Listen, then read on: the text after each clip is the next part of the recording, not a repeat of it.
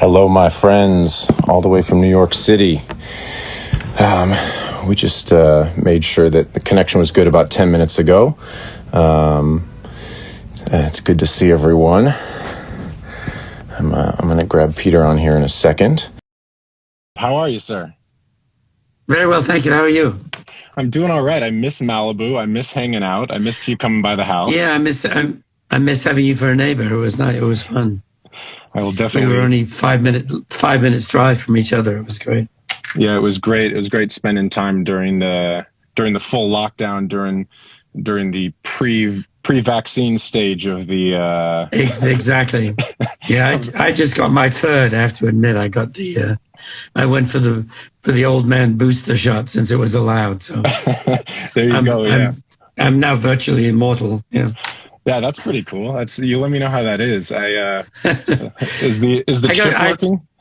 Exactly. Yeah. Exactly. Precisely so. Well, that's great. And I'm magnetic as hell. Yeah. Yeah, that's fantastic. Well, it's nice to have you on. You know, we spent a bit of time together over the last year, which has been amazing, and I thought it'd be cool to have you on here. There's a lot of young record makers, a lot of super nerds like both you and I who are starting out their career, and it's cool to have someone on who's made a lot of records over a lot of years. I'm honored to be. I'm honored to be here. Thank you very much for inviting me. Well, the honor is certainly mine. We've got some great questions from people, but one of the things that I love about spending time with you is how much you, like a little kid, enjoy making records still. And I feel like me personally, I've had ups and downs with my enthusiasm for making records over the years that I've been doing it. How do you what is exciting essentially about making records? Why do it?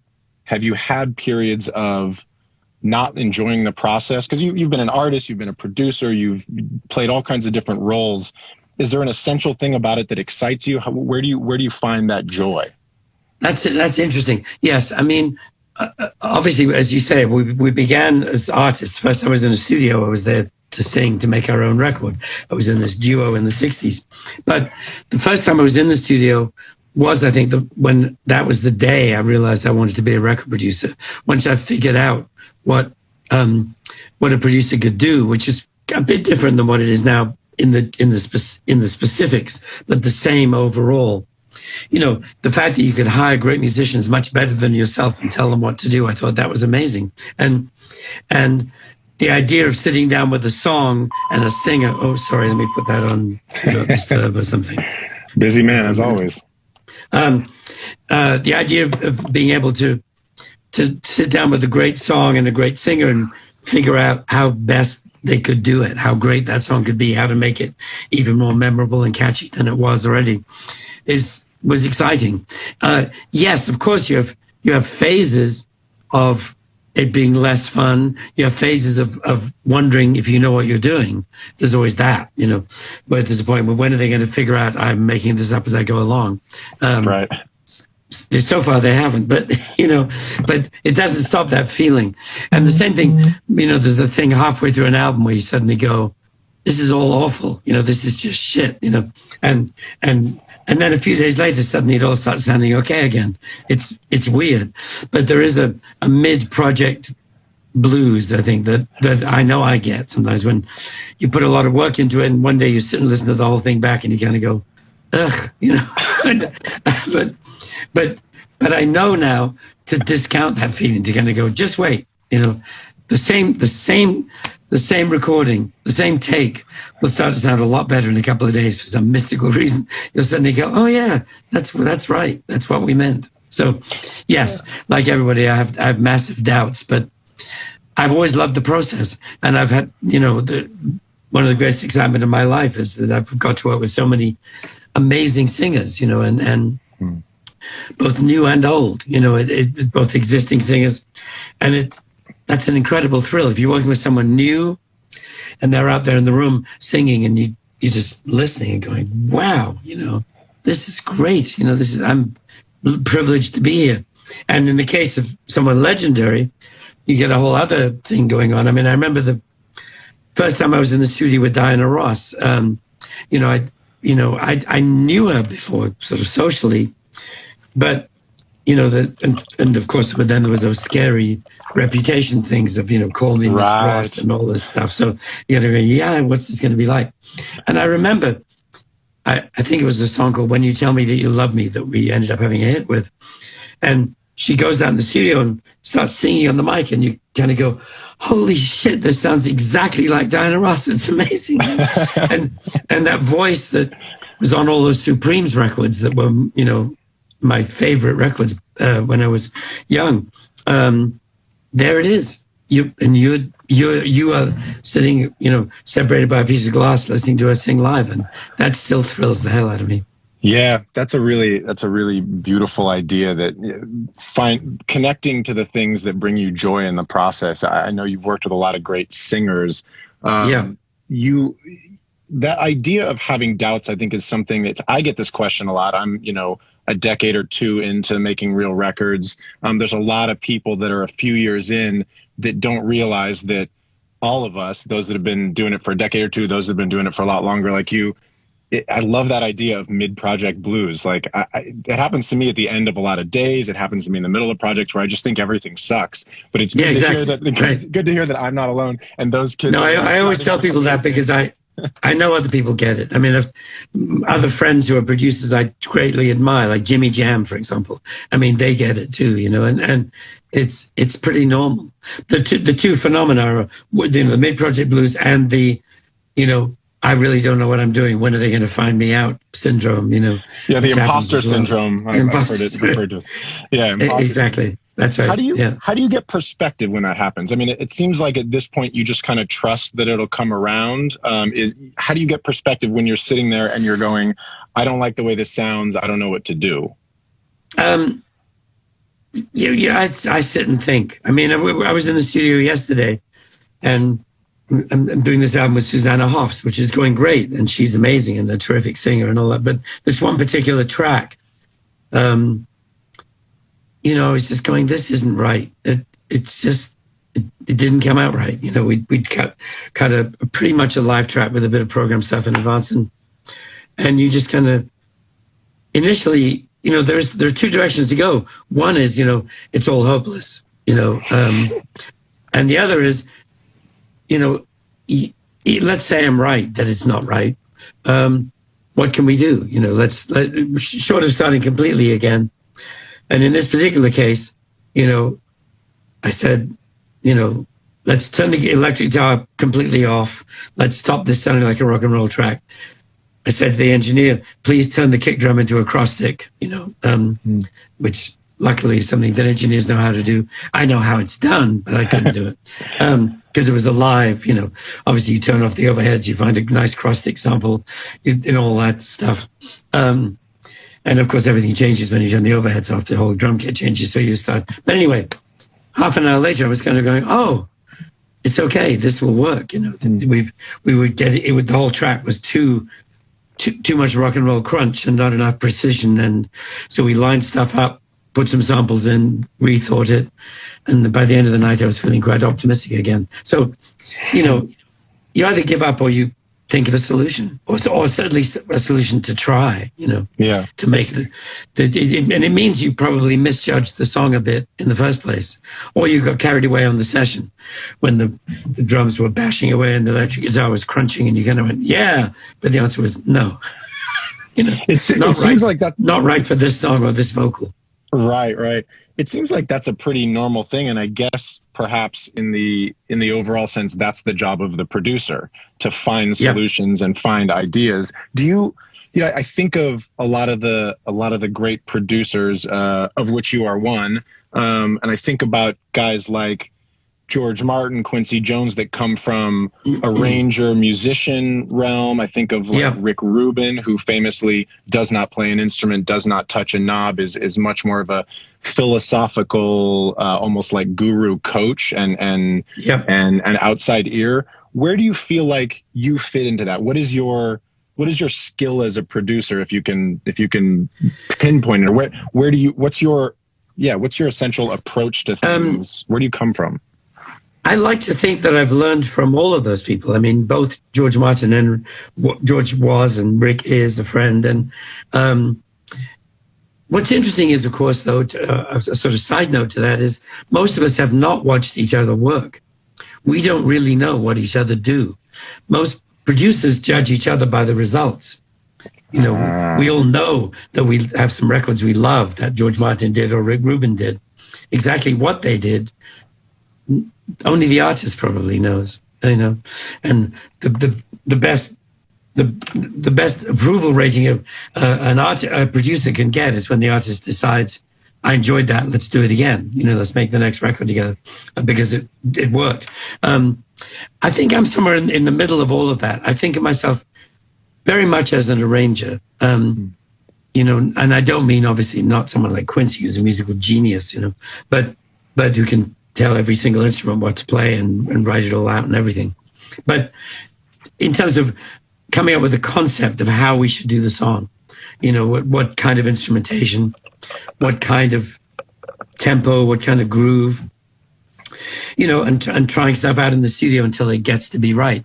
I think we all know too that record production has a psychological aspect. I mean, sometimes the mood of the session can count for a lot.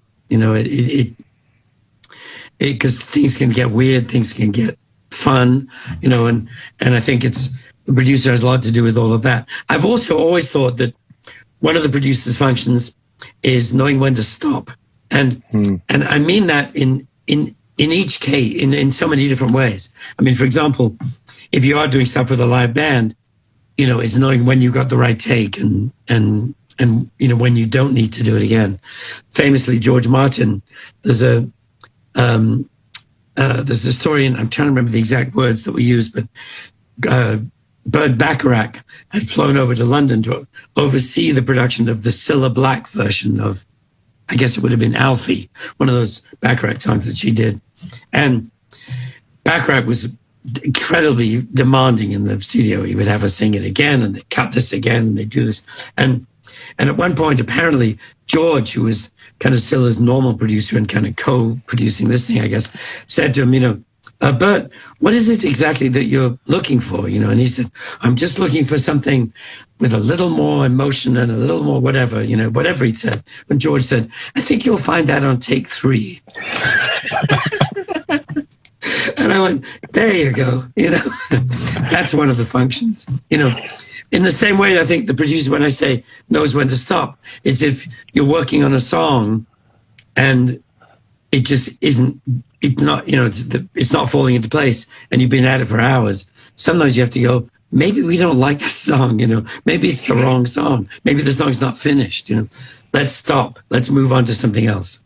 And that can be important too. Otherwise, if you do another 4 or 5 hours on it, everyone gets in a really bad mood and the whole day is screwed up. So the producer does a lot of different things, but I think knowing when to stop is one of them.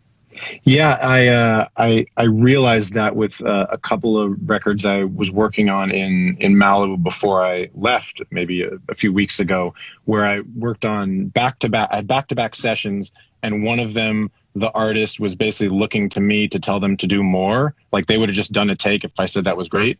And then the next day, so I had to push, let's do more, let's find more, let's explore. Right. This is the safe place. Let's see what we can come up with. Yes.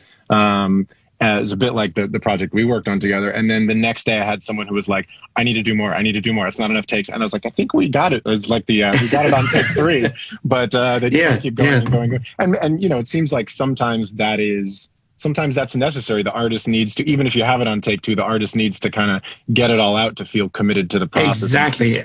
And sometimes there's terrific singers who don't think they've got it when, you know, Don Henley has been known to do like a zillion takes, and he's a fantastic singer. You know, and again, back to take 3, have a listen. Oh, Jesus, I did this already. I just listened to, and I don't know if you and I watched it, but Don Henley did a version of Boys of Summer on Howard Stern in the last few years, and he's telling the story about the original version of it. Oh no, it was he did Boys of Summer, and he also did Desperado, and he said he hated the Desperado vocal because he only got to do 4 takes of it or spend a few hours in the studio. And for me, that's like, my father played that growing up. Like, that's an iconic vocal, and it's so great. And he's the guy who's like, I never liked that vocal. No, it's true. No, and of course, Linda had it eventually. Actually had the hit with it, and he always says, Don says he likes Linda's version better, but Don's an incredible singer. Yeah. What is the feeling? Maybe you can talk about Linda Ronstadt, who, an iconic voice, or someone else. When do you know something feels really special? The first time you heard her, you talked about the first time you heard Tina in the studio. What is that? What do you identify? Well, first time I heard Linda was live. Somebody, I was in New York, and someone told me, said you should go down and hear this woman singing at the Bitter End Cafe. She's amazing. She's got this incredible voice, and she's incredibly great looking and everything, and sings barefoot and is thrilling in every way. And so I went to hear, and it was all true. I was just enthralled. Linda has. I mean, I think, to be honest, I don't hesitate in the end to say that out of all the singers I've ever worked with, I think Linda's the best singer. She would deny it absolutely. She's her own fiercest critic. But if you think about it, when we did all those rock and roll tracks, like You're No Good or whatever, she nailed all of those. She could do ballads amazingly well. We did the stuff with Nelson Riddle, and in the American Standard, she did those brilliantly. And of course, then she decided to go back to her upbringing and do the Canciones de mi Padre, all the rancheras. Yeah. And part of that was incredibly hard work. She studied and worked at all of those very hard. But she put her heart and soul into her singing. And she apparently told her parents when she was like 4 or something that she didn't need to go to school because she was going to be a singer. Wow. And she sang all her life, and music is a big part of her life. That quality of vision and confidence, and at the same time, it sounds like a level of insecurity. I know a lot of people who watch these streams and have discussions on our little Discord community. A lot of people ask, how do I identify and how do I decide to commit to projects? Because so much of how records are made these days is people can make finished records with their friends, and that's how a lot of things are getting started. Record labels aren't doing a lot of development, as you and I have discussed. They're really waiting for things to get to a certain point. So a lot of the artist development is coming from the artists and the record makers around them. Do you see a through line in the best people, the best and most successful? Really, I guess it's almost more of a business question than anything else. What are the qualities that you see in the people that really go out there and have success, other than I love the way their voice sounds, they write great songs, that sort of thing? When you meet someone who fulfills all the qualifications, it is extraordinary. And the person I know best who is definitely that guy, of course, is Ed Sheeran, because not only, I remember the first time hearing one of his songs on the radio in England before he'd taken off in America. It was that A-Team song, yeah. That line, her face crumpling like pastry, and I went, who's this? Crazy. It was a beautiful song, so great good. Lyric, great story. And I got to meet him around that time, and through Elton, actually, who we were both friends with. And I worked on a track with him for this Elton tribute album. But, I said, look, I like to think I know a thing or two about singer-songwriters, and you're it. You're the guy. This is amazing. And I became a huge fan. But then you find out he is one of the most determined, organized, ambitious people you've ever met in your life, and in a super friendly way. He's not ambitious in any negative, like beating other people or anything like that. But he has a plan. He always had a plan. He'd done, as you probably know, before he became an overnight sensation, he'd done 2,000 shows or something crazy. Busking in cinema queues and whatever. And it's the same, when he played me his recent album, it was like, we're putting this track out first because they'll play this and they'll like this and this market. He's like, he'd be a brilliant manager as well. He's taken the time to really learn the music business and its ins and outs, as well as to write miraculous songs. And, it's people like that who conquered the world, as he has done. Are there examples of artists that don't have that organizational aspect, that are able to team up with the right manager or the right label or that sort of thing? Or does it really require an artist to have most of those skills? Because this is something that I think all of us have been through, where we find an amazing talent, we make records that we think are incredible, and then it gets run into the ground by a manager. And I don't know if that's what to attribute that to, whether it's this person doesn't know how to pick good people, or the label screws it up. I mean, are those things all within? Are the successful artists they just figure it out? Not always, no. I think obviously, people ask me about management a lot, because obviously it was quite unusual back in that time when I was managing and producing James Taylor and Linda Ronstadt and people like that, Joni Mitchell and Carole King. It was unusual to do both.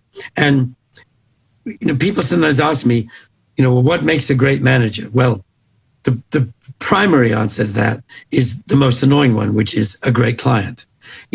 I got to induct the first 2 managers ever inducted into the Rock and Roll Hall of Fame, because they wanted somebody who'd been a manager and who knew them both. But not surprisingly, that was Brian Epstein and Andrew Loog Oldham. So the Beatles and the Rolling Stones, it's like, duh, But could a bad manager have screwed that up? I suppose so. I mean, certainly when I started managing James Taylor, he was ambitious, but he was not organized at all. I mean,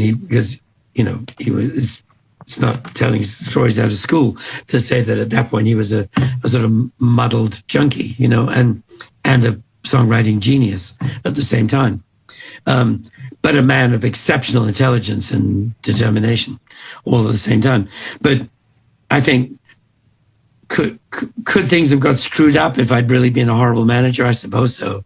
But deep down, my thinking was, all I've got to get people to do is listen to this guy. He's, one of the best songwriters I've ever heard in my life, and guitar players and singers, and it all worked. But was he himself at that point an organized person? No, not in the slightest. And so the management that makes a difference. But I suppose more often maybe bad managers, which do happen, have made terrible mistakes. But I mean, Elvis even survived Colonel Parker pretty much. I mean, without the Colonel, we might not have had all those dreadful films. We might not have had, I don't know. Maybe that's a bad example. Maybe we should all blame Colonel Parker. But yeah, more or less is definitely the phrase. I'm such an Elvis fan, but yeah, I'm an Elvis, Sun Records fan, not so much an Elvis in the Movies fan. Yeah, indeed. Do you get the sense that someone, well, obviously you know James Taylor very well, you managed and produced him for years. Did he have that ethic and commitment as a songwriter, if not organization? Did he have a high output? Like he was? No. I assume not at all, really. No, he would write songs as they occurred to him. He wasn't one of those people who, I will write songs every day, or I will write for other people, or any of that. No, he wrote songs, like writing poetry to express himself and to deal with some intense emotional issues himself. I had one. So I think he wrote songs, cathartically and certainly not commercially. I had a specific question, which I actually wanted to ask you at some point when we were hanging out and didn't get the chance. The song Carolina in My Mind, he did 2 versions. Did you produce both those versions? Yes? Yes. The original one was late 60s and much faster and much different. I only knew the later version, which is from the greatest hits. What prompted that? Was that his decision, your decision? Because the one that everybody knows, I think, is the later version, and that's the one that I was attached to as a kid. And I can explain. Yeah, please. I'm so curious about that. There's a couple of different explanations, but the primary one is legal. Is the fact that we were, well, where shall I start? We were putting together the greatest hits album, And we realized this was when James Taylor was on Warner Brothers Records. Sweet Baby James had been a hit. Mudslide Slim had been a hit. We'd sold millions of records. Time for a greatest hits, cashing in by the record company. And I was very anxious that a couple of songs from the first album, Something in the Way She Moves and Carolina, should be on it. And at the time, Apple Records was completely tied up in legal shenanigans. Alan Klein had come in, taken over Apple. I resigned. This is Apple, the Beatles record company that they Apple, formed. the Beatles record company. Yeah, Which that's who we made. You were the first president of, or you were somehow. I was the head of A&R. Okay. Yeah, let's start there. Actually, sure. Yeah. I got the job as head of A&R for Apple Records when the Beatles had the idea of starting a record label. I signed, the first artist signed to Apple Records, which was James. I met him in London through my friend Danny Korchmar, fell in love with his music, signed him, and we made a record. At the time, I made quite a decorated record. It's fairly orchestrated. There's string quartet here, some brass, some percussion, all this stuff. Working with a friend of mine who was a classical composer called Richard Hewson. We put all this stuff on the record. It was mainly, I think, and because looking back on it, it is a bit kind of overproduced or over-decorated or something, but I really wanted to make people pay attention to him. It was like me saying, this isn't just another long-haired, folky, with a acoustic guitar. This guy's a really important musician and an important songwriter. So I think that's why I didn't want it to be just him and his acoustic noodling through 10 songs. And so Carolina does have some strings on it. It is quite fast, maybe too fast, and so on. But that wasn't the reason we redid it. It was because when we put the Greatest Hits album out, we could not, as I've explained, license those 2 tracks from Apple. There wasn't even anyone you could talk to. It was in legal chaos. Alan Klein had taken over. Paul resisted that. Paul was right. Alan Klein was a crook. Giant legal fights and all that stuff. So it was not possible. So it was equally clear that they were not in any position to bother us about us re-recording the songs, which officially Apple, under most record contracts, would have. So we just went, screw it, we'll just cut them again. And that presented an opportunity to do them in a much less complicated way. More like James was, by this time, doing them on stage live. So that's why we redid Something in the Way She Moves, which was one of the most successful songs off the Apple album, and Carolina. Carolina was a song that was written halfway through the making of the Apple album. We didn't have it when we started. James actually took some time off from recording and went away with a girlfriend to Formentera, an island in the whatever ocean that is, and Mediterranean, I guess. And then from Formentera went across to Ibiza.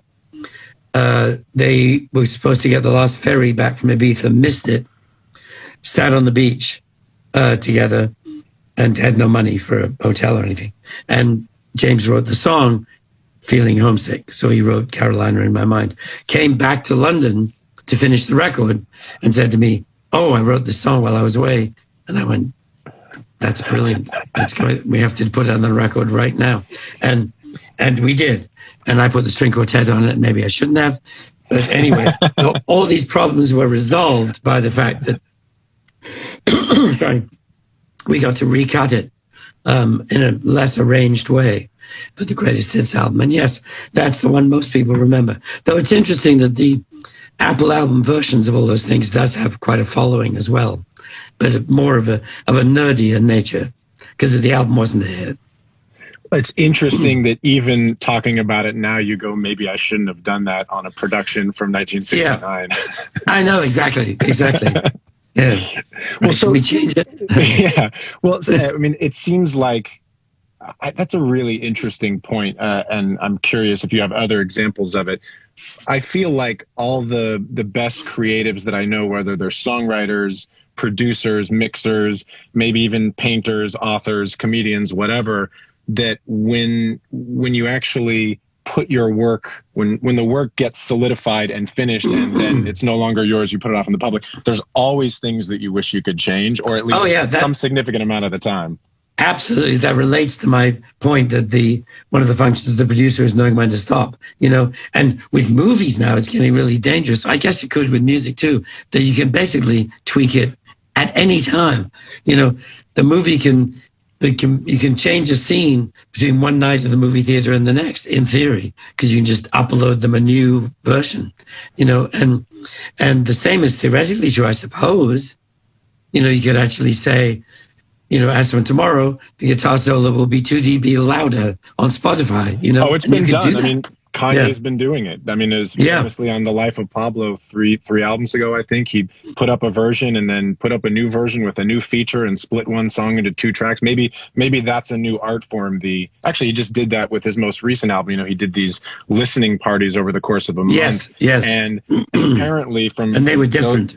They were different, and those I know that worked on it said that he was really listening to the internet and the people around him and the reaction of the crowd and making adjustments accordingly. And I don't know if that's quite art by committee, but it's certainly art by some sort of dialogue. It's art by consensus of some kind. Yes, exactly. Yeah, that's interesting. Yeah. Do you you've worked on some non-music things as well. I think you won a Grammy for working with Robin Williams on his stand-up special. How is that process like making music? How is that different? How did that come about? It's probably more fun, different, because, working with Robin was one of my dearest friends, and working with him, essentially, it was an interesting thing making that album, because one of the questions we were talking to each other about was, why are we making it into an album? Because that was the point. Comedy albums used to be huge. Yeah. There are comedy albums, Alan Sherman, Bob Newhart, Bill Cosby, sold millions of albums. Millions, because that was the only way. And most of them were just live albums of their act. And that was... Because this is pre-Comedy Central, obviously pre-streaming. Pre-all that. The way you put comedy into a way to... Into your home was audio, right? So then suddenly we're at this crazy moment where you have options. You could get, you could buy a CD with an hour of comedy on it with no pictures. Or for a few dollars more, you could get 2 hours with pictures, which is completely illogical. It makes no sense. I mean, we understand why DVDs can hold 2 hours and CDs can hold an hour. But to the outside observer, what do you mean an hour without pictures? But if I add pictures, I get 2 hours? That's ridiculous. So why would anybody want to buy a comedy album when they can buy... Well, just to say, so for people that don't know, it was because CDs were a format that held a certain amount of megabytes on it. DVDs held 6 or 7 times as much, and therefore... Exactly, even though they're the same size and they look identical. That's what is like mystifying to all but the most techie people. But so in that particular instance, we knew this little tour Robin was doing was going to end with a show in New York, which would be filmed by HBO, which would be the DVD, which would be the video version.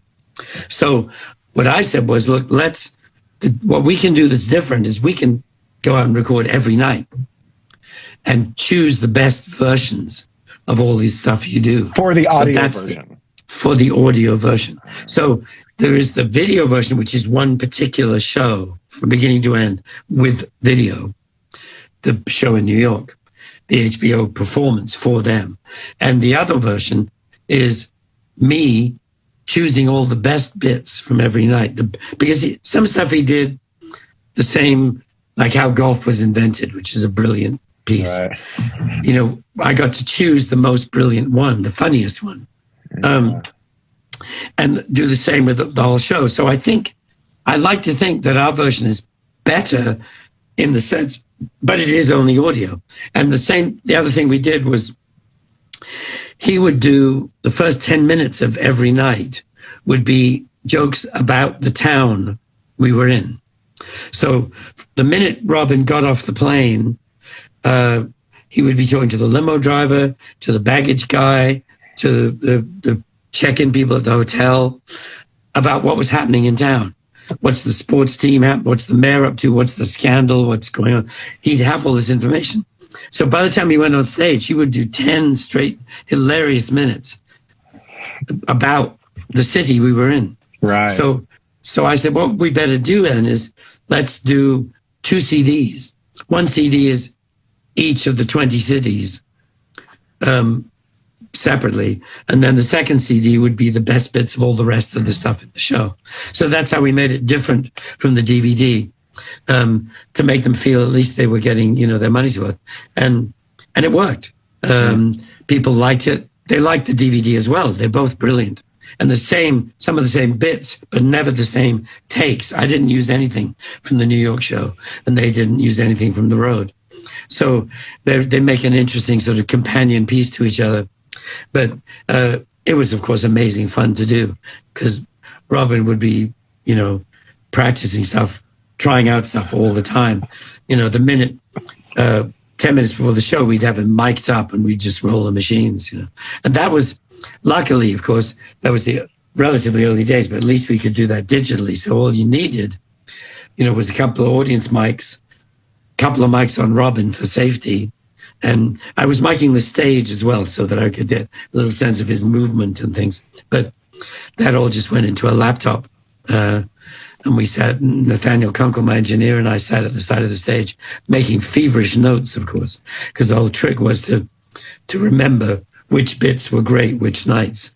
So you didn't have to listen to everything all over again, starting from scratch. So you went on the whole tour with him? It was only about 3 weeks, but yes. Yeah. It's interesting. I'm thinking of parallels to record production as you talk about it. You're hearing essentially the song demo and pre-production and live versions of all these jokes as they're being developed and refined. Exactly, and different takes. Exactly, yes. And then making decisions from there. That's very cool. Yeah, and Robin didn't want to be particularly involved in those decisions. His attention span is not that kind of concentration, because we'd end up.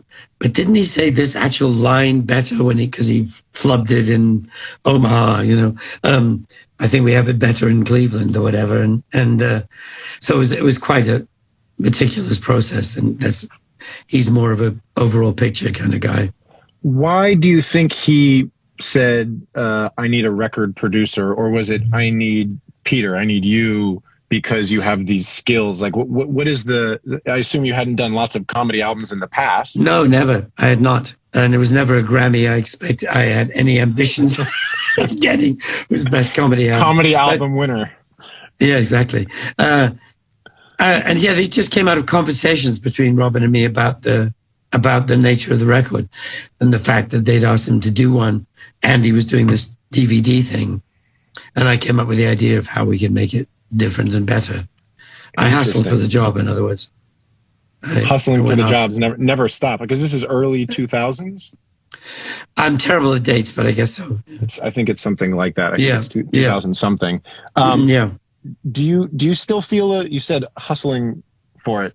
Do you still hustle? Do you still feel like that's just, yes. Is that an ingrained part of the process? How do you think about that? I think a lot of people get to a certain level and then start kind of coasting or focus on other things. Where does that come from, and what is the hustle for you? It's a good question. I don't know. I mean, I like working. It never occurs to me to not think about what's next. What would be fun to do next. You just enjoy the process of being involved creatively. Yes, exactly. Yeah, no, I'd miss it very much. Obviously I'm well past what would officially be retirement age, so I count my blessings every time someone calls and says, could we talk about making a record together? I say yes. That's fantastic. Can you? How did the Hans Zimmer relationship come about? Because I know you worked on the live stuff, the Coachella show. But it was another show, and then it was Coachella, and then he toured it a little bit. What was that process? Well, Hans is an old friend, and actually I met him first through my wife, Wendy, which is how I met Robin as well, come to think of it. But she knew Hans. We all hit it off, Hans and his then wife and Wendy and me. And it actually happened over dinner that one time he said to me, I could use a sort of in-house producer occasionally, to help me get things done.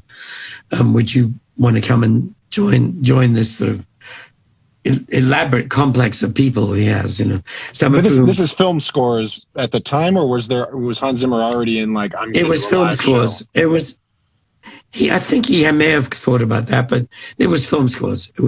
I helped finish some film scores. I helped turn film scores into albums when you have to pick the bits and give them titles and things like that. A lot of different stuff I ended up doing.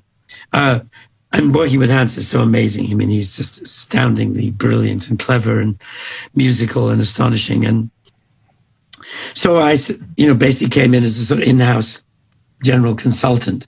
I have an office there still to this day and value it very highly. And I value our friendship very highly. Anyway, when he started talking about the live show, I was part of those conversations. And finally he said, well, we were thinking about getting a director, but maybe you should do it. And I went, great. I'll do that. I love theater, and we were working obviously with some brilliant lighting people and sound people and all of that. So it was a matter of coordinating stuff and ideas and all that. So that was the show that we did on the road that ended up in a revised version at Coachella because it was longer originally. And it's going on the road still from time to time. Oh, interesting. Interesting. By the way, you generously offered to take me by Hans's studio at some point, and I've now left the city. But I'm still going to bug you and take you up on that because I'm a huge fan of not only his work and your work with him, but the look of his studio, which looks like a Victorian brothel, as we discussed. One of my studios, I've modeled a little bit after that. It's insane. Yeah, no, he describes it that way, a Viennese brothel to be specific. Viennese brothel. Okay, great. In his mind. One of the things that I talk about on some of these lives, which I'm curious for your perspective on, is balance. I talked about it a couple weeks ago with this guy Tizio, who's worked on this little Nas X album. He's worked on a lot of big records. He's got the #1 album right now. Oh, cool. Worked on mixed a few of the songs. This idea of a lot of guys when they're starting out, there's just a complete commitment to studio life and, personal life and all these things just go out the window. But you've had a long marriage to your lovely wife. You have an amazing daughter in Victoria, who's a friend of mine as well. That must have been challenging at times. How do you think about balance? Did you have times when it was tough where obviously I assume you were single at some point and that's a different lifestyle. Was there a transition? Yes. Did you sacrifice work? I'm curious to hear about that. I worked pretty much full time for a period of time, probably. Yeah, I mean, in a way, that's a question. Victoria would be well-equipped to answer because, I think I was away more than the ideal father would be, probably.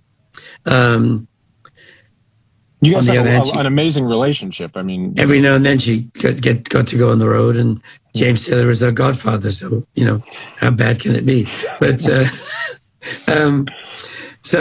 but yes, I mean, looking back on it, certainly, maybe I should have consciously made a decision to spend a bit more time at home because when I was managing both James and Linda, and they were both on the road, I was gone a lot, or in the studio. So when we were back, we were in the studio. But both Wendy seem to have survived pretty well. So it is a thing, though. And, I think about it more now. But Wendy, of course, Victoria's very much her own woman at this point, and as is Wendy. And she's always been very supportive of me working all the time. So they're both very good about it, I mean, you do understand. And of course, Victoria's incredible. Yeah, I guess so. Yeah. Yeah, no, I owe them a lot, certainly. They make a lot of it possible. So the answer is find the right partner. find the right wife and have the right kid, yes. And I definitely did. And in both those instances, I did very well. Do you have an answer for how do you do that as a single guy who makes records who would love to have a family at some point? No, I don't really. I don't. Good luck, I think, answers an awful lot of questions. And conversation, I mean, we've never been given at all to lengthy psychological or emotional conversations. I mean, I'm English after all. We don't talk about that stuff. But but we've nonetheless managed to find accommodations that seem to work effectively. Yeah, apparently. Well, it's always a beautiful thing to see. And yes, I'm very proud of Victoria. She's remarkable. Yeah, she really is. And so is your lovely wife. Yeah. I maybe switching gears a little bit there.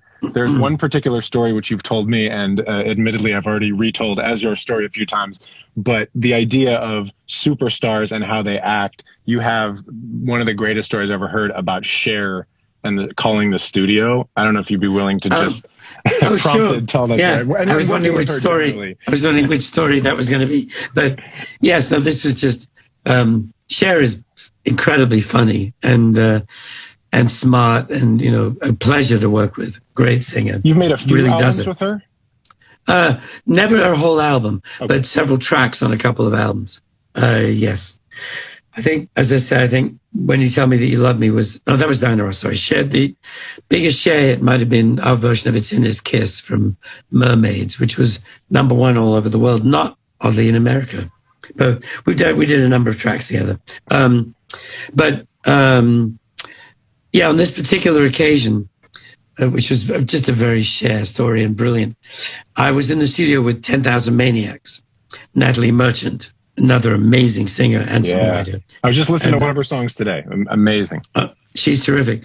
And, I did those 2 albums in My Tribe and Blind Man's Zoo, which were their sort of breakthrough albums, I guess. And, they went from sort of indie, selling not much but being widely admired, to selling a ton of records. And anyway, we were making the second album, and we were in some studio in upstate New York. And I was working with Rob, the guitar player, working on a guitar solo. We constructing it, and I was suggesting ideas and so on. And the rest of the band were outside in the lounge with the tour manager. And the tour manager answered the phone, and this woman's voice said, could I speak to Peter Asher? And he said, he's in the studio right now working on an overdub. Is this important? Should I go and interrupt, or should I take a message? To which the answer was, this is Cher. You decide. That's just the greatest thing in the world. Needless to say, he came to get me lickety-split. And Natalie fell in love with that. So from then on, her answer to many questions was, I don't know, this is Natalie, you decide.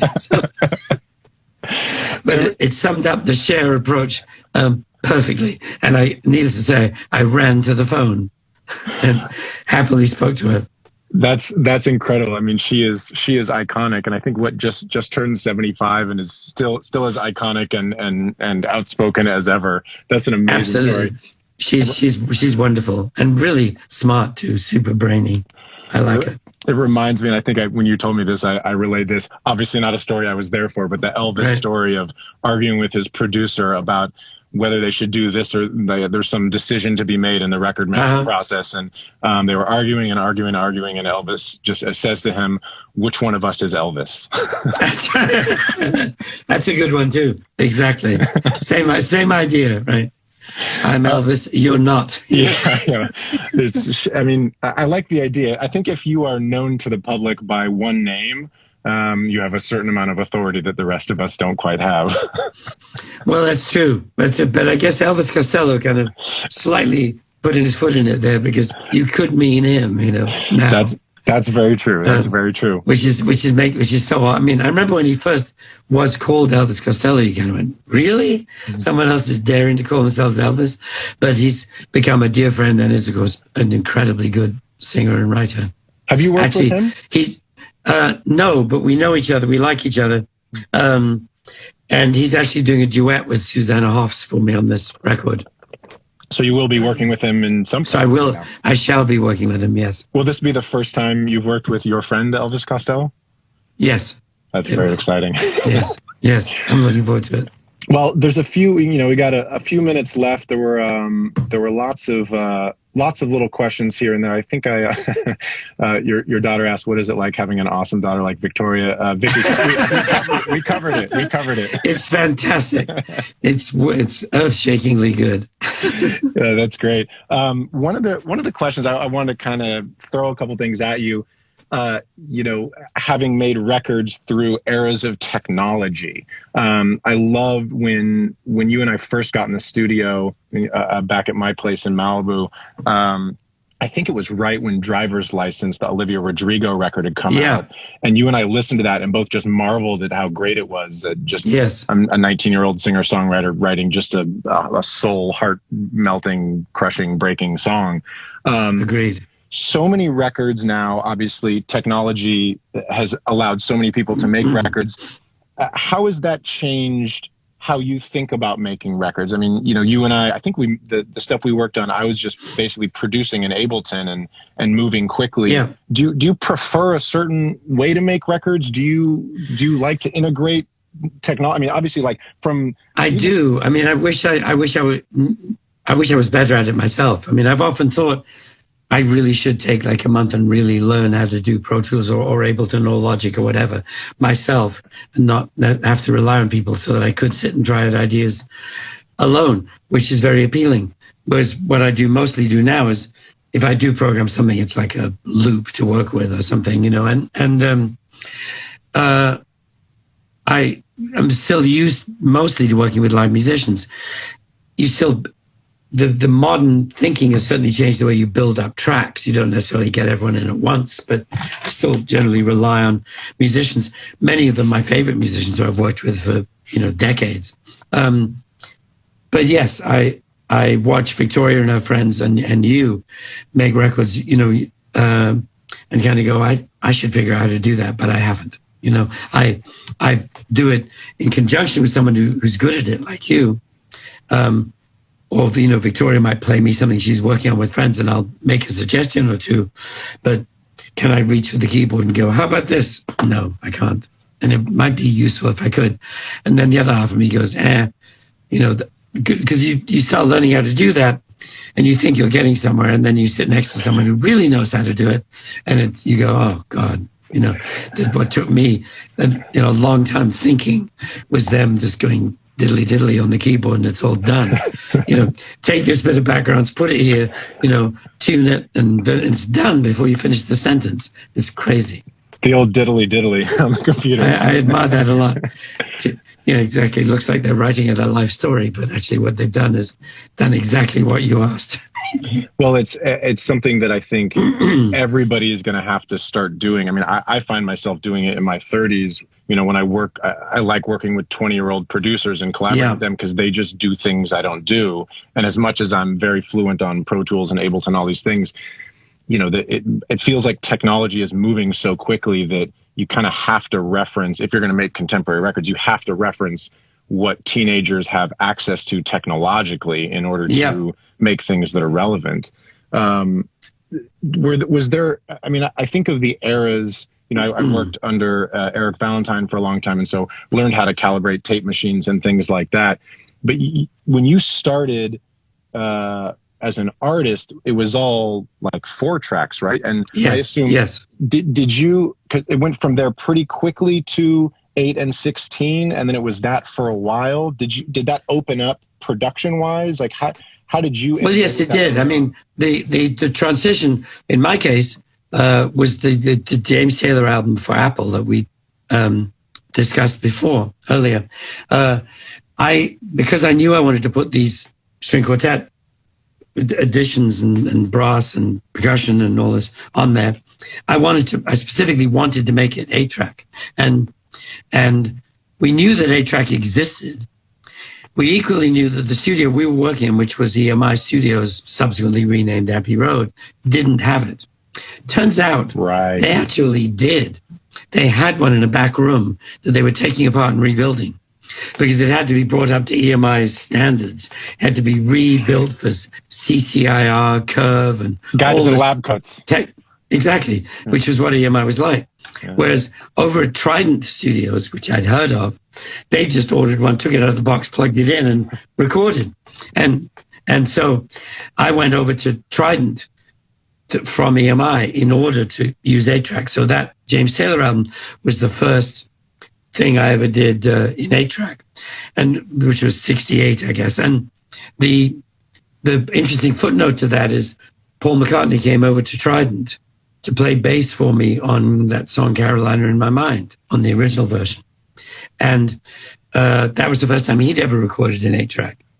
And he subsequently brought the Beatles from EMI over to Trident, where they recorded Hey Jude, which is a session I had the privilege of being at. And that was the first time they'd ever used 8-tracks. Very interesting. But yes, from there, yes, 8, 16, and then of course digital, 32, 16, 24, digital, 32, 48, and then the tape went away forever.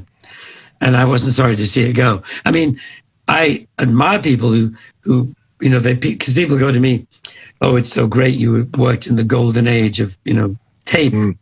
Well, yes, but people forget, those big heavy reels, and they forget tones, and you forget azimuth alignment. You forget the fact that every time that you played the tape, you got just that little bit duller until eventually you went back and listened to an outtake on another reel. And wow, that hi-hat is all crisp and it's gone, never to return. So, and then I remember trying Linda Ronstadt's extraordinary voice on different kinds of tape stock to figure out which one came closest to handling it properly. In England, it was Agva versus Bass F, I guess, and right. ME tape and all this stuff. And none of them were perfect. You had to kind of choose which kind of bad recording is the least bad, So, and once they got digital straightened out and got decent converters and Apogee came along and all that, I started to like digital better anyway. I understand the nostalgia for tape, but honestly, I think some of it's got a bit mythological now. It's just like when I first heard that people were putting the crickly crackly noise from vinyl into their recordings. They go, we spent years trying to get rid of that.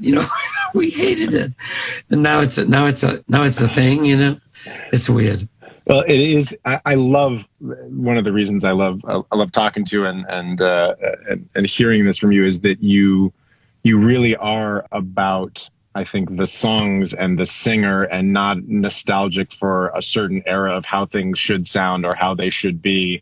It's a really important thing, I think, for a lot of young record makers to hear, that, you get attached to, a lot of people get attached to doing things a certain way, and then they ascribe some sort of nostalgic value to how they're used to doing things, instead of embracing technology or challenging themselves to do new things. And it's great to hear that you continue to do that. I mean, I hope to continue to make records for decades, and I feel like that's the key to unlocking it. Yeah, I'm super excited every time there's some new technology. So when the moment they go, oh, look, Melodyne can now do this, I'll go, how cool is that? Brilliant. Now it doesn't mean it can't be misused and won't be misused. Of course it will. Because there's a lazy way to use something to just cover up the fact you didn't do it right in the first place or whatever. But all the great musicians I know endorse it, completely, yeah. and learn to, how to use it rather than misuse it. Yeah. Well, it gets exciting. I mean, it's worth thinking back. The day I wanted to be a record producer back then, I had no way of trying anything. I mean, you couldn't demonstrate your ideas in any way other than having musicians in a studio and telling them what to do. There was, because you couldn't even build a track up with a huge amount of overdubbing all on your own, let alone putting things in a computer or having, programming drums or any of that didn't exist. Let's not forget that when Apple Computer first was founded, the idea that there would be a conflict with Apple, the Beatles company, over the use of the name was crazy. Because one's a music company, one's a computer company. They have nothing to do with each other. Yep. Not quite so. Not quite so, indeed. Yeah, was there a lawsuit recently about that? There was multiple lawsuits back and forth, and they finally got it all sorted out. Yes, but I mean, at the time, literally, they thought computing had nothing to do with music. Let alone the fact that you could listen to your music on a computer, make your music on a computer, store your music on a computer. They now have everything to do with each other. That's so interesting. Well, Peter, we've done about an hour here, and I obviously could talk to you forever and ever. Thank you so much for coming. No, it's a pleasure. I'm off to the studio back in with Susanna. I love it. You're off to the studio right after this. And I would love to do it again if you're willing, and maybe we nerd out about some specific things of specific eras. Of course. I could talk to you for forever and ever. It's always a pleasure. No, it'd be a pleasure. And that'd be great. I hope you're taking care of Malibu for me. Say hi to the ocean for me. It's looking fine out of the window. Yes. I'm sure. Well, I'll talk to you very soon, Peter. Thank you again for coming on. And thanks to everybody for watching and submitting questions and all that. My pleasure. Thank you so much, Matt. Thank you, Peter. Bye. Bye-bye.